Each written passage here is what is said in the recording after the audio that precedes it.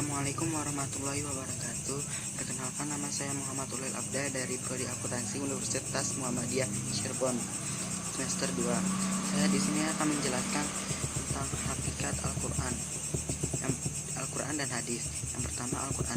Secara etimologi, Al-Qur'an berasal dari bahasa Arab yang artinya bacaan atau himpunan.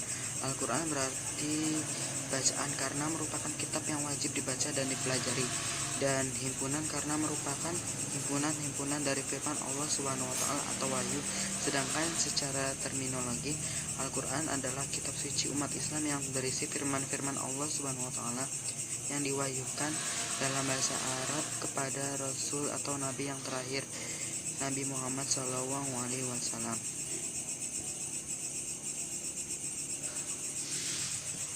Yang kedua, kedudukan Al-Qur'an. Al-Qur'an sebagai kitab Allah menempati posisi dengan sumber pertama dan utama bagi umat Islam, baik yang mengatur hubungan manusia dengan Allah, hubungan manusia dengan sesamanya, dan manusia dengan alam. Fungsi Al-Qur'an itu ada 4. Yang pertama, Al-Huda sebagai petunjuk. Al-Qur'an sebagai petunjuk atau pedoman bagi umat manusia dalam mencapai kebahagiaan hidup di dunia dan di akhirat, sebagaimana firman Allah SWT dalam Quran surat Al-Fussilat ayat 44 yang artinya dan jikalau kami jadikan Al-Quran itu suatu bacaan dalam bahasa selain Arab, tentulah mereka mengatakan, mengapa tidak dijelaskan ayat-ayatnya? Apakah patut Al-Quran dalam bahasa asing sedang Rasul adalah orang Arab? Katakanlah, Al-Quran itu adalah petunjuk dan penawar bagi orang-orang mukmin dan orang-orang yang tidak beriman pada telinga mereka dan sumbatan, sedangkan Al-Quran itu suatu kegelapan bagi mereka. Mereka itu adalah seperti yang dipanggil dari tempat yang jauh. Yang kedua, Al-Furqan atau pemisah. Al-Quran yang membedakan atau memisahkan antara hak dan yang batil, atau antara yang benar dengan yang salah. Yang ketiga, Asy-Syifa atau obat, dan Ar-Rahman kasih sayang.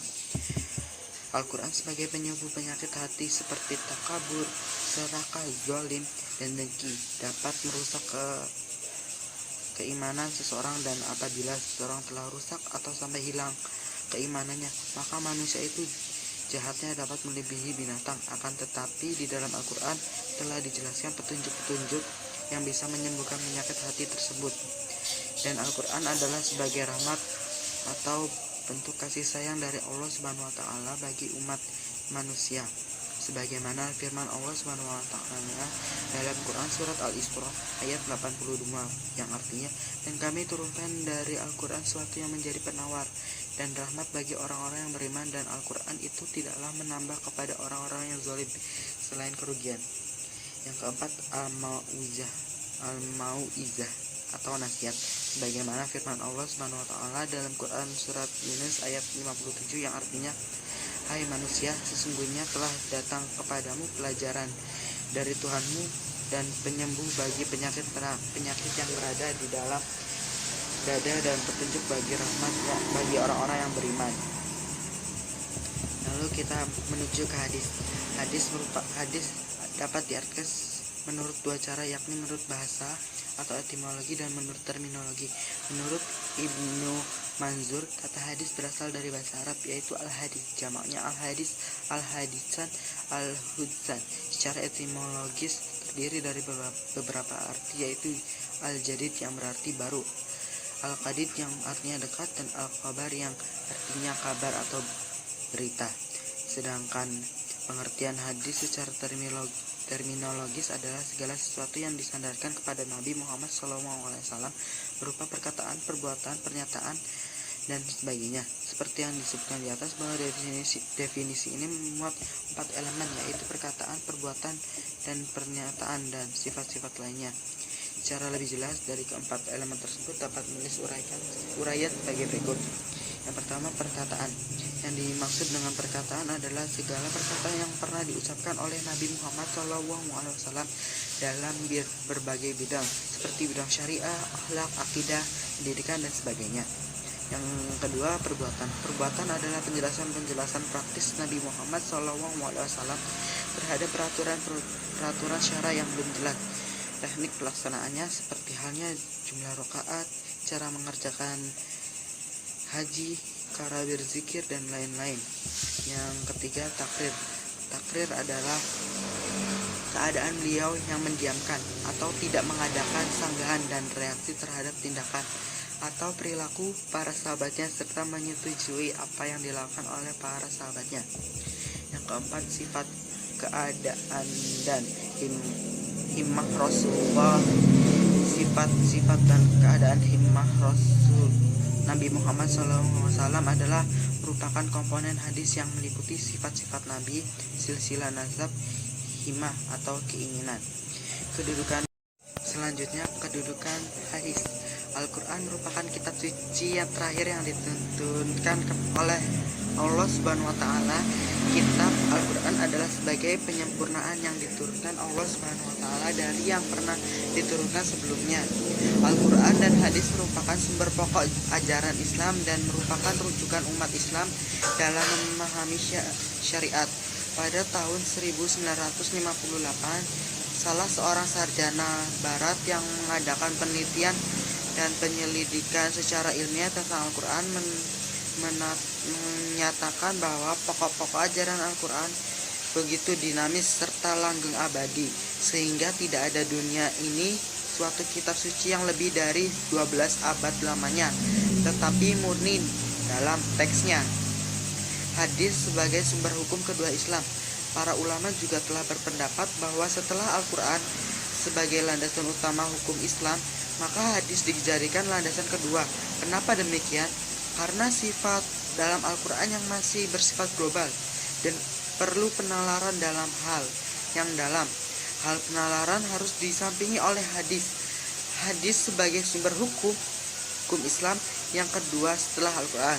Fungsi terhadap Al-Quran dapat dipetakan menjadi 4 kategori, yaitu yang pertama, bayan at-tafsir, menerangkan ayat-ayat yang sangat umum, mujmal dan mustarak. Fungsi hadis dalam hal ini adalah memberikan perincian tafsir dan penafsiran sebagai ayat-ayat Al-Quran yang masih mujmal, memberikan takyid ayat-ayat yang masih mutlak, dan memberikan taksis ayat-ayat yang masih umum. Dalam hadis riwayat Bukhari, "Sholatlah sebagaimana kalian melihat aku sholat." Di antara contohnya yaitu sebagian dari itu. Namun Al-Quran tidak menjelaskan bagaimana cara sholat itu, tidak menerangkan rukun-rukunnya dan kapan-kapan waktunya. Yang kedua, bayan at-takrir, hadis yang berfungsi untuk memperkuat atau pernyataan isi kandungan Al-Quran. Salah satu contohnya itu dalam Quran surat Al-Baqarah ayat 185. Karena itu barang siapa di antara kamu hadir di negeri tempat tinggalnya di bulan itu, maka hendaklah ia berpuasa. Ayat ini ditakrir oleh hadis Nabi SAW. Hadis riwayat Muslim dari Umar, apabila kalian melihat ru'yat atau bulan, berpuasalah. Begitu pula apabila melihat ru'yat bulan itu, berbukalah.